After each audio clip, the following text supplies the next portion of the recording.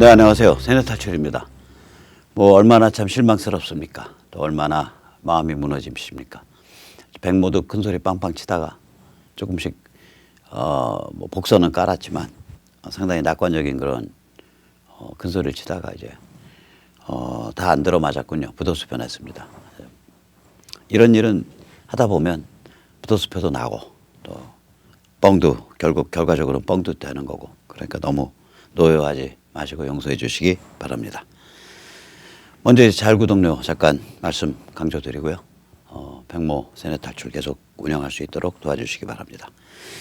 저는 이제 고집스럽게도 이 와중에도 역시 코로나로 이야기를 시작하겠습니다. 지금 그 한국의 치료 중 환자가 2,627명대로 떨어졌습니다. 인구 비례로 보면 주요국 중 최저입니다. 2,627명쯤 되면 2만 명에 1명 정도가 지금 현재 이 병을 앓고 있는 겁니다. 일일 신규 확진은 20명대입니다. 이 수준이 유지되면 치료 중 환자의 수는 500명대로 조만간에 떨어지게 됩니다. 하루에 100명씩 쭉쭉 빠져나가면 한 20일 지나면 500명대가 됩니다. 이게 왜 그러냐? 하루 신규가 20명대 올라오니까 한 20일이면 결판 나니까 결국 500명대까지 떨어지게 됩니다. 지금 하루에 한 100명씩 떨어지고 있거든요. 치료 중 환자의 수가. 그리고 저희가 하루에 테스트가 이제 이게 잡혀감에 따라서 500명에서 1,000명 수준으로 추정이 됩니다. 그러니까 좀 작게 테스트할 땐 4,500명, 많이 테스트할 때는 1,000명 정도. 제가 자꾸 강조하지만 테스트 수 대비 확진자의 비율은 한국의 경우 50대 1입니다. 누적은 테스트 수가 53만 8,775건이고요. 확진자는 1,613건입니다. 즉 50대 1 비율인데, 이 50대 1 비율이면 주요국 중에서 최고입니다, 사실. 저희보다 높은 나라는 전 세계에서 두 개밖에 없습니다. 하나는 러시아인데, 러시아는 70대 1 정도인데, 러시아는 문제가 뭐냐? 러시아가 언제 생명공학을 할 줄 알아요? 러시아 사람도 실력 많은데 실력 좋은 사람들일수록 전부 해외로 나갔습니다. 러시아에 제대로 된 생명공학이 있을 리가 없습니다. 따라서 이게 이제 러시아의 70대 1은 러시아 키트를 못 믿으니까 그게 뭔지 모르겠고, 유나이티드 아랍에미리트 산유국 돈 많죠. 거긴 돈으로 쳐 바르죠. 거기가 120대 1 정도 됩니다. 두 나라 빼고 나면 한국이 테스트 수 대비 확진자 수 비율이 50대 1로 전 세계에서 제일 높은 편에 속합니다. 한국이 일단 이 제어를 성공했는데요. 현재까지는. 이걸 가지고 문재인이가 내가 잘해서 했습니다 하면 개판이죠. 법률적 제도는 박근혜 정부 때 메르스를 겪으면서 이미 법률적 제도가 돼 있었고요. 그 법률적 제도 위에 4가지 정도의 원인 때문에 저희가 성공을 했습니다. 거기에 방해가 되는 요소는 문재인 586 정부가 안 닫아 걸은 게 방해였습니다. 빨리 닫아 걸었다면 저희가 지금 타이완 정도 수준에서 이걸 가볍게 대응하고 있었을 겁니다. 어쨌거나 문재인 586 정부가 그렇게 안 닫아 걸었음에도 불구하고 저희가 제어를 성공시킨 4가지 이유를 꼽아라. 그러면 4가지 이유를 꼽아라. 그러면 다음과 같습니다. 우선 첫째, 정확한 테스트를 많이 실행했다. 아까도 말씀드렸듯이 50대 1 비율입니다. 두 번째, 의료진의 발분이죠. 우리나라 의사 또 간호원들 이분들 정말 고생하셨습니다. 의료진이 발분했다. 세 번째 이유, 국민의 의식과 행태가 참 첨단 수준이다. 그러니까 국민의 정치의식, 사회의식이 첨단 수준이라고는 저는 생각 안 하는데, 우리나라 국민이 화장실 깨끗하게 쓰는 거, 집안 깨끗하게 꾸미는 거, 아파트 단지 깨끗하게 꾸미는 거, 그 다음에 이제 길가 이런 거 정리정돈 깨끗하게 하는 거, 그 다음에 이런 일 터졌을 때 깔끔하게 행동하는 거, 이건 세계 최고 수준 맞습니다. 그전에 이런 일은 그전에도 있었습니다.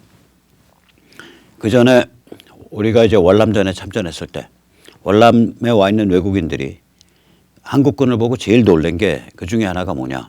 화단을 갖고 온 겁니다. 화단. 그러니까 탄약통 이런 거 해가지고 그 부대 막사 앞에 전부 깔끔하게 정리하고 화단 갖고 오고, 이걸 보고 엄청 놀랐다 그래요. 이런 점에 있어서 한국인들이 지극히 정갈하고 깔끔한 데가 있습니다. 이게 이제 조선 때 워낙 개판이니까 시스템이 조선 때 많이 지저분해졌는데, 조선 때 참으로 지저분했죠. 근데 연해주로 간 동포들, 그러니까 조선 말에 연해주로 간 동포들은 엄청 깨끗하게 살았습니다. 그래서 그게 누구냐?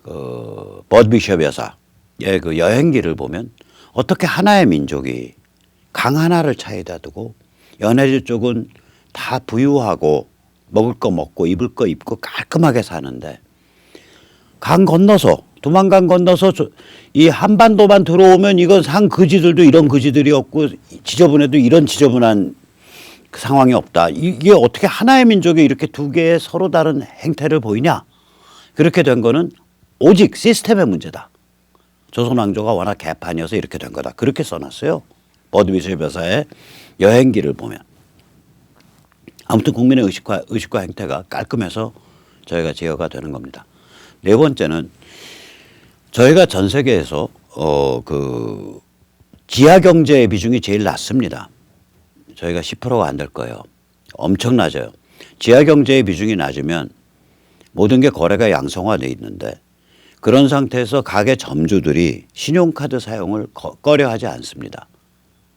일본만 가도 신용카드 사용을 상당히 신용카드 받아들이는 걸 가게 점주들이 꺼려하는데 그렇다고 그 사람들은 또 무슨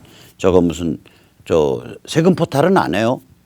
거긴 또 지하 경제랑 달리 현금을 선호해요. 일본 분들이. 근데 여기는 이미 현금 저는 이제 돈 받을 때마다 전부 알코올 뿌려요. 그래서 그것 때문에 제가 사실은 조폐 훼손범으로 몰릴 수 있습니다. 왜냐하면 알코올을 이렇게 돈에다 뿌리면 돈이 좀 지질이 빳빳해지고 좀 이상해지더라고요. 그러거나 말거나 저는 돈에 묻은 세균을 다 죽이겠다. 그 일념으로 돈 받으면 저 알코올 뿌려갖고 그거요 조심하셔야 돼요. 가구 위에다 놓으면 가구에서 칠이 벗겨집니다. 알코올 때문에. 그래갖고 제가 우리 회장님, 우리 사모님한테 엄청 야단 맞았습니다. 하나 망쳤어요. 좋은 탁자. 그러지 마시고 주로 이제 그 유리 위에다가 이제 한 장 놓고 앞뒤로 뿌려서 한 장 놓고 또 뿌려서 놓고 해서 배추 쟁이듯이 차곡차곡 쟁이는 거예요. 그렇게 해서 한 반나절이나 하루 있다가 다음날 그 돈을 가져가서 쓰거든요. 근데 이제 그렇게 해서 제가 지폐를 얼마나 드나드나 보면 글쎄요. 지폐를 1,000원짜리고 10,000원짜리고 50,000원짜리고 뭐 다 해서 일주일에 한 3장 드나드나 4장 드나드나 그러니까 거의 현금을 안 쓰는 거죠. 그래서 이 휴대폰과 신용카드 덕분에 동선이 추적이 돼요. 그럼 동선이 추적이 되면 이 사람이 접촉한 사람이 추적이 되고 그거를 또 그 근처를 조사를 해서 확진자가 나오면 격리시키고 뭐 이런 작업을 할 수 있다고요. 아무튼 이런 한 4가지 원인 때문에 저희가 코로나를 제어하는 데 성공을 했습니다. 이 제어 상태가 계속 이어져서 드디어는 하루 신규 확진자 수가 한 자릿수가 되는 날이 오기를 바랍니다. 조만간에 그런 날 올 것 같습니다. 지금 꾸준히 20대 27, 뭐 32, 30, 27 그러다가 이제 22명까지 갔죠. 이게 22명 아닌가? 예, 어저께 22명이었나요? 일본이 저희 밑을 바짝 쫓아왔어요. 어저께 741명입니다. 일본이. 그래서 누적이 꽤 많아요. 일본이 지금 8,626명인데 저희보다 인구가 2배 반쯤 많으니까 일본이 예를 들면은 한 25,000명쯤 가면 일본은 그렇게 안 갈 수도 있는데 만약 그렇게 가면 이제 100만 명당 발생자 수, 100만 명당 뭐 진행자 수 이런 게 다 저희를 초월하게 돼요. 지금 일본은 이제 저희보다 늦게 시작해서 늦게 폭발했기 때문에 진행자 수로 따지면 저희의 3배쯤 됩니다. 7,547명입니다. 저희가 2,627명인데. 그리고 미국은 지금 뭐 살벌하죠. 진행되고 있는 사람, 그러니까 이제 지금 치료 중이 56만 6,859명이고 하루에 사망자 증가폭이 뭐 2,400, 2,500 이렇습니다. 하루에 환자 증가폭이 3만 명이래요. 미국이. 참 미국 좀 고생하고 있네요. 제가 이제 제가 이 리스트 뽑은 거는 그러니까 저희는 지금 굉장히 아래로 밀려 있어요. 근데 중간중간에 뭐 좀 이제 주요국이 아닌 나라들은 다 빼버렸을 때 저희가 이 표에서 마지막에서 2번째 저희 아래가 일본입니다. 그리고 주요국인 것만 저희 위로 꼽아보면 미국, 그다음에 스페인 여기 18만 명 누적이고요. 하루에 여전히 한 6,000명, 7,000명씩 증가하고 있고요. 이탈리아 16만 5천 명 누적이고요. 하루에 2,600명 증가하고 있고요. 프랑스 15만 명 누적이고요. 하루에 4,500명 증가하고 있고요. 독일 13만 명 누적이고 하루에 2,500명 증가하고 있습니다. 영국 거의 10만 명이고요. 하루에 4,600명 증가하고 있고요. 중국은 빼고 보기 싫어요. 그다음 벨지움 그 조그만 나라가 3만 4천 명 누적이고 하루에 2,400명 증가하고 있고요. 캐나다 거의 인구 많지 않죠. 2만 8천 명 누적이고요. 1,300명씩 증가하고 있습니다. 네덜란드 그 작은 나라가 2,800명, 2만 8천 명 누적이고요. 734명 증가하고 있습니다. 스위스란드 2만 6천 명 누적이고요. 400명 증가하고 있습니다. 러시아 여기 폭발 중입니다. 2만 4,490명 누적이고요. 3,300명 증가하고 있습니다. 포르투갈 18,000명 누적이고 643명 증가했습니다. 오스트리아 14,000명 누적이고요. 124명 증가했습니다. 아일랜드 여전히 아주 살벌합니다. 이게 작은 나라가 누적이 12,500명이고요. 증가가 하루에 1,000명이 넘습니다. 이스라엘 이 작은 나라가 누적이 12,500명이고요. 누적이 증가가 하루에 455명씩 증가하고 있습니다. 인디아 여기 괜찮을 줄 알았더니 폭발했습니다. 제가 그거를 한번 본 적이 있거든요. 왜 인도는 바이러스 청정국일까? 라는 기사를 제가 3월 달에 본 적이 있어요. 동아 아니면 조선인데. 그 인디아가 거기 뭐 테스트 환경 열악하죠. 그 대부분 상당수의 사람들이 아주 흉악한 상황에서 살잖아요. 뭐 며느리가 혼수 가지고 덜 가지고 왔다고 불에 태워 죽이고 뭐 이런. 인디아가 누적이 12,370명이고요. 하루에 883명. 인도의 열악한 테스트 환경에서도 그렇게 나옵니다. 스웨덴이 작은 나라가 누적이 12,000명이고 하루에 1,200명씩 늘고 있습니다. 자, 이게 주요국을 제가 왜 보여드렸냐. 이 나라들이 다 중국에 대해서 이를 갑니다. 그래서 중국이 끝났다는 말씀드리려고 이제 말씀을 드린 겁니다. 자, 이제 총선 얘기 좀 드리겠습니다. 우리가 총선 결과를 어떻게 해석할 것인가. 우선 이른바 우리 우파에서 말해온 주로 우파가 말해온 스토리가 진실되지 못했다라고 국민들이 받아들이는 거예요. 우파의 스토리는 이거거든요. 문재인 586이면 공산화됩니다. 적화를 막기 위해서는 우리가 이번 선거에서 이겨야 합니다. 백무선의 탈출은 좀 제가 약간 비아냥거리고 시닉하게 표현했지만 문재인 586이 이번에 선거에서 대승해도 공산화 안 됩니다. 그렇게 얘기를 해왔어요. 그러니까 저는 좀 다른 소리를 한 거예요. 자, 두 번째. 문재인 586에 의해서 베이징 평양의 노예가 됩니다. 이건 일견 맞는 얘기인데 이게 급속히 상황이 바뀌고 있어요. 그러니까 이게 예를 들면 미중전쟁 이전이면 맞는 얘기예요. 또 코로나 이전이면 맞아요. 근데 미중전쟁 플러스 코로나까지 터져서 지금 중국이 문 닫게 생겼기 때문에 이게 안 맞는 얘기예요. 세 번째. 문재인 586이 되면 차베스, 즉 야만적 폭력적 포퓰리즘으로 갑니다. 이거 주로 이제 경제적 보수주의, 그러니까 죄송합니다. 뭐 이제 그 정규재 대표님 이런 쪽 성향이 대변하는 경제적 보수주의 하는 분들이 이런 지적을 많이 하고 일리견 맞는데 사실은 국민들은 이 세 가지가 다 안 맞는다고 생각하는 거야. 그거 의심 많은 사람들이 그 좀 극단적인 사람들이 하는 주장이야. 해서 귓가에 안 새겨 듣는 거예요. 공산화 안 된다고 국민들이 보는 거예요. 문재인 586이 권력을 위세를 부려도 베이징 평양의 노예가 안 된다고 보는 거예요. 문재인 586이 위세를 부려도 베네수엘라 차베스와 같은 야만적 폭력적 파퓰리즘의 세상은 안 된다고 보는 거예요. 그러면 국민들의 의식이 개돼지기 때문에 안 된다고 보는 거냐. 이때까지 이러한 공산화, 적화, 베이징 평양의 노예, 그 다음에 그 차베스 파퓰리즘 이런 우리들의 스토리, 우파의 스토리가 틀린 거냐 아니면 국민이 개돼지인 거냐 이거죠. 저는 우파의 스토리가 틀렸다. 그리고 점점 더 틀려가고 있다. 상황이 바뀌었다라고 보는 거예요. 왜 그러냐. 공산화, 종중, 종북, 연방제 이게 구조적으로 불가능한 국면이 되어버렸습니다. 가장 큰 이유는 미중전쟁이 2018년 우리 저거할 무렵부터 시작했거든요. 그 싱가포르에서 트럼프랑 김정은이 만났을 때 제가 그거를 그때 트럼프 욕을 안 한 게 미중전쟁 구도 잡혔는데 그까지 걔 싱가포르 불러내서 만나나 마냐. 그거는 큰 문제 아니다. 저는 그렇게 봤던 거고. 두 번째. 하필이면 그게 지선 전날이어갖고 트럼프가 우리 연맥인 거다. 이렇게 비판하는 분한테. 야, 지금 트럼프 입장에서 대한민국 지선이 눈에 보이냐? 저는 그래서 트럼프 욕을 안 했잖아요. 그때 트럼프 개객기 할 때 안 했단 말이에요. 오히려 큰 그림만 설명을 드렸죠. 비슷한 상황입니다. 미중 전쟁에다가 이게 2018년 4, 5월부터 진행을 했는데 여기에 코로나가 붙어버리니까 이게 중국 침몰이에요. 그리고 이제 중국 책임 추궁하겠다는 게 미국 정가에서 일반화되고 있다, 이 이야기가. 아까 보셨잖아요.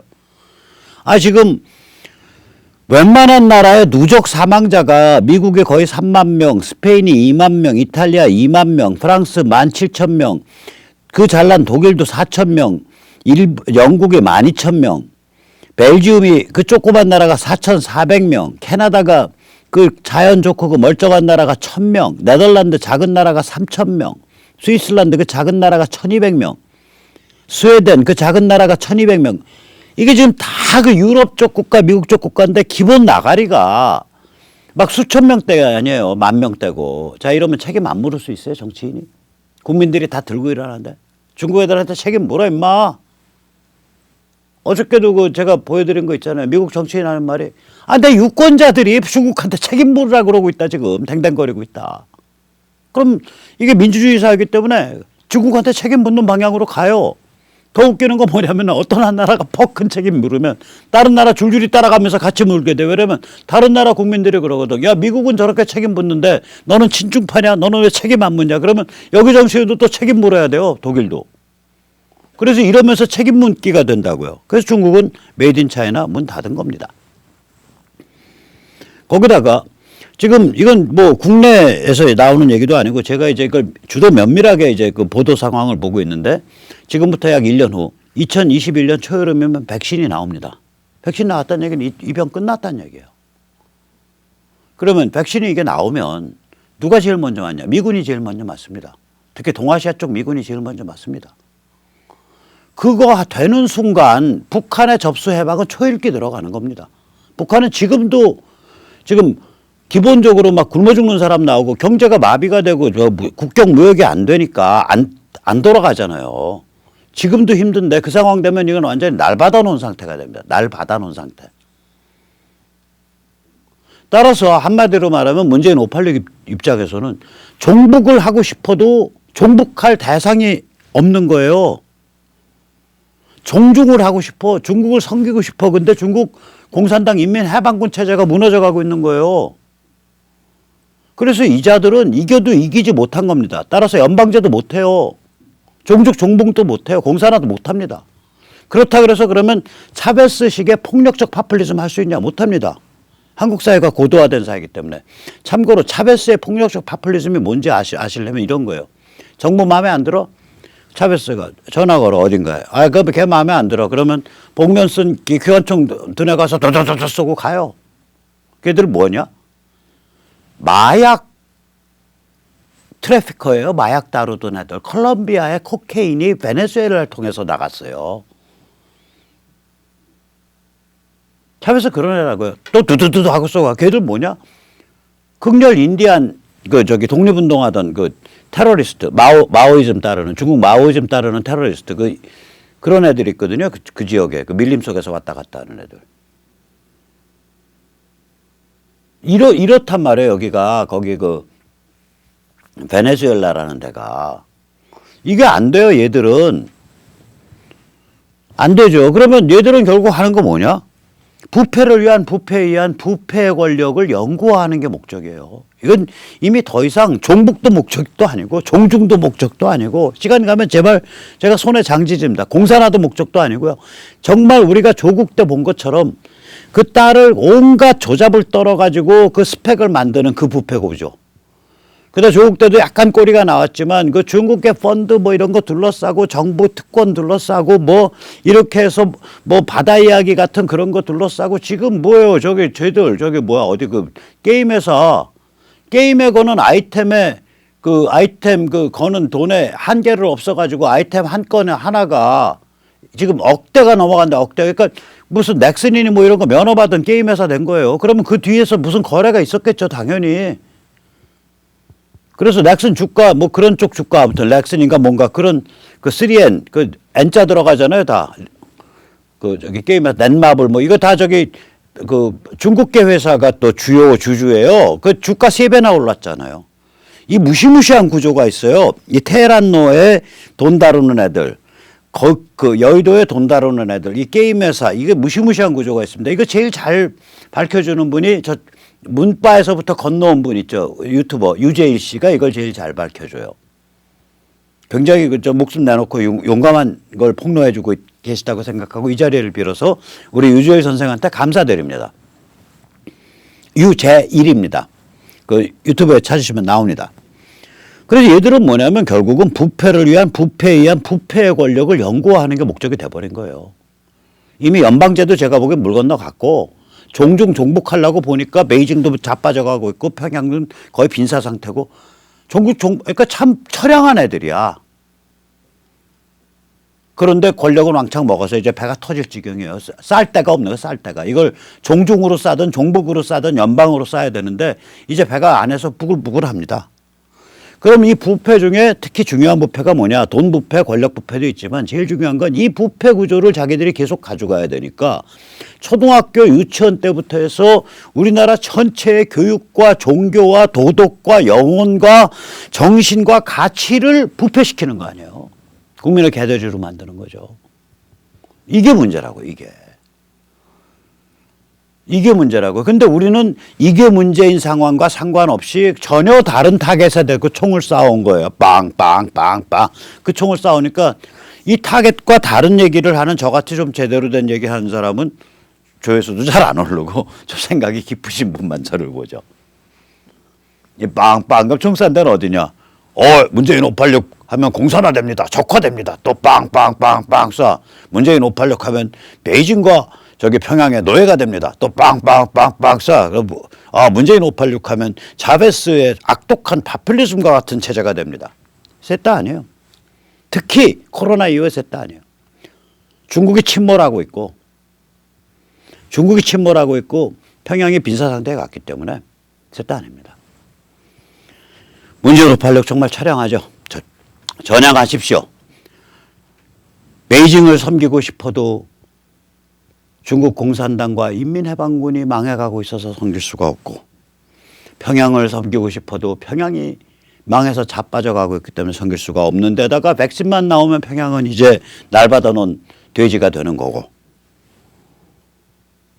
그러니 연방제도 할 수도 없고 갈 길이 없네. 전향하세요. 자, 그런데 이제 이런 상황에서 미통당은 뭘 해온 거냐. 우선 첫째가 박 대통령에 대한 야만적 인격살인 인민재판을 완전히 묵인하고 있잖아요. 이건 뭐 벌써 몇 년, 만 3년 넘었잖아. 그러면 박 대통령을 별로 안 좋아하는 사람들 조금 생각 있는 사람이 보면 야 얘들은 기본도 없냐. 을이라고는 어디 그 벼룩에 눈꽃만치도 없는 놈들일세. 이렇게 생각이 돼요. 스스로를 의리도 없고 아무 원칙도 없는 골빈 쪼다로 격화시키는 거예요. 저게. 단 한 번이라도 스크럼 짜고 한 20, 30명의 빠찌들이 단체 면회를 특별 면회를 간 적도 없고 저게 저렇게 되는 거예요. 두 번, 이 번째 뭐냐. 아니 미통당이 한 번이라도 한반도를 둘러싼 문명사적 변화를 언급을 한 적 있나요? 즉 중국에 대한 심각한 비판한 적 있나요? 미중 전쟁에 대해서 코멘트 한 적 있나요? 왜 중국 문 안 닫아거냐? 코로나 때 그 소리만 했지 미통당이 한 번도 중국의 정책에 대해서 비판한 적 있는 거 전 본 적이 없는데 예를 들어서 중국이 저기 코로나 터지기 전에 그 저기 삼성 그거 다 뜯어내고 저거 뜯어내고 저기 뭐 현대 그 저기 간판 뜯어내고 광고물 뜯어내고 포크레인으로 찍어내고 그 다음에 그거 터지기 전에 우리 그 거기에 선교 나가 있는 우리 교인들 압박하고 선교사들 그거 터지기 전에 신강 위구르에 막 100만 명씩 쳐놓고 그거 미통당이 비판한 적 있습니까? 미중 전쟁에 대해서 이건 트럼프가 뭐 아메리카 퍼스트로 포장되어 있고 미국 우선주의로 포장되어 있지만 여기 안에는 굉장히 심각한 문명사적 전쟁이 문명사적인 그런 힘겨루기가 진행되어 있고 이것이 한반도에 지대한 영향을 미친다. 이런 소리 한 적 있습니까? 없잖아요. 북한 해방 그러면 이렇게 미중 전쟁이 진행이 되면 결국 분단구조 흔들리게 되고 분단구조 흔들리게 되면 어쩌고 저쩌고 할 수밖에 없다. 이 얘기 한 적 있습니까? 없잖아요. 그냥 원유철이 뭐 이런 사람들이 그 퇴직 그 장성 내세워서 핵무장에서 핵은 핵으로 맞서야 됩니다. 홍준표가 제일 먼저 그 소리 하기 시작해서 그 소리나 떠들었지. 아니 지금 분단구조가 자빠지고 있는데 아, 남의 손으로 코 풀어야죠. 왜 내 손으로 풉니까? 북의 핵이 왜 한반도의 문제예요? 한반도만의 문제가 아니죠. 북의 핵은 미국이 감당해야 될 문제고 인류가 감당해야 될 문제고 일본이 감당해야 될 문제죠. 그거를 전 세계에다가 빨대 받고 살아가는 우리가 직접 자체 핵을 가죠? 말이 안 되죠. 전술핵 재배치인데 전술핵 재배치는 미국 전략과 좀 안 맞아요. 전술핵이 워낙 이젠 전술핵이 전략핵 파괴력을 갖기 때문에 그리고 비행기가 워낙 장거리를 날아가니까 요번에 솔레이마니 치고 나서 이란이 꿈틀거리니까 미국이 B-52 어디다 갖다 놨어요? 영국령 인도양에 있는 영국령 섬에 있는 공군기지 디에고 가르시아에 갖다 놨습니다. 그럼 디에고 가르시아가 이란에서 얼마 떨어져 있냐? 3,000km 떨어져 있습니다. 오키나와에 우리가 얼마 떨어져 있냐? 1,000km도 안 떨어져 있을 거예요. 그리고 오키나와뿐만 아니요. 일본 안에 쭉 미국 공군기지 깔려 있습니다.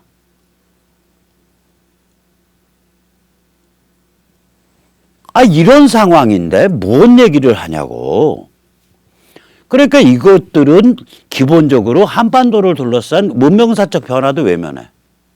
그럼 이제 국민이 보면 야, 너희 뭐 하겠다는 거냐? 너희 비전과 전략이 뭐야? 이 생각할 수밖에 없어요. 아, 저희는 그냥 착한 사람이에요. 저희는 경제 살리려는 사람이에요. 저희는 착해요. 이 말밖에 없는 거예요. 그럼 그건 네 주장이고 우리가 평가할 수 있는 사상과 비전과 전략 내봐. 없는 거야. 그게 꽝이야. 그럼 거기서 한 걸음 더 나가면 뭐냐면 얘들 진정성 있는 애들이냐? 얘들한테 내 존재 전체를 걸은 절실한 게 있냐? 아니 문재인 586은 뭔가 몰라도 아무튼 존재 전체를 건 절실함이 있잖아. 그게 얼마나 흉악한 건지 부패를 좋아한 건지 뭔지 몰라도. 그 다음에 느끼는 건 야 너희 그냥 코미디 같은 존재들 거품 같은 존재들 아니야? 국민이 이걸 느낀 거라고요. 다시 정리할게요. 우리가 말해온 우리라기도 우파가 전형적으로 말해온 세 가지 스토리. 적화됩니다. 공산화됩니다. 두 번째 스토리. 저거 뭐죠? 평양과 베이징의 노예가 됩니다. 세 번째 스토리. 차베스 베네수엘라 꼴납니다. 이 세 스토리가 부분적으로는 맞지만 실제로는 굉장히 제한된 문맥에서 사용돼야 되는데 그게 무제한적으로 메인으로 샜잖아요. 저희 광화문 대한문 집회 가보면 매일 그 소리잖아. 저도 그래서 좀 실망을 많이 했는데